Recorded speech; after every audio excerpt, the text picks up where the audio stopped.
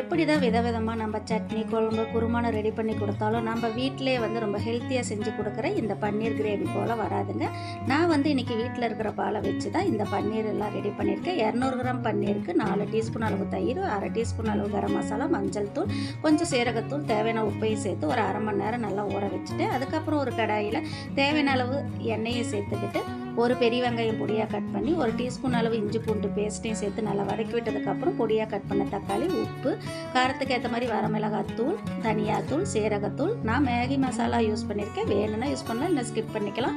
கலருக்கு கொஞ்சம் காஷ்மீரி மிளகாத்தூளையும் சேர்த்து பச்சை வாசனை போகிற அளவுக்கு வதக்கி விட்டதுக்கப்புறம் கேப்சிகம் ஒன்றையும் நல்லா சேர்த்து வதக்கி ஊற வச்சிருக்கிற பன்னீரையும் சேர்த்து நல்லா பெரட்டி விட்டதுக்கப்புறம் அதிலே தேவையான அளவுக்கு தண்ணீர் விட்டுரும். அதனால் நம்ம தண்ணி எதுவும் சேர்த்த தேவையில்லை. லோ ஃப்ளேம்லேயே மூடி போட்டு நல்லா வேக வச்சு எடுத்தோம் அப்படின்னா சுவையான பன்னீர் கேப்சிகம் மசாலா ரெடி. சப்பாத்தி தோசைக்கு ரொம்ப டேஸ்ட்டாக இருக்கும். பிடிச்சிருந்தால் லைக் பண்ணுங்கள். தேங்க்யூ.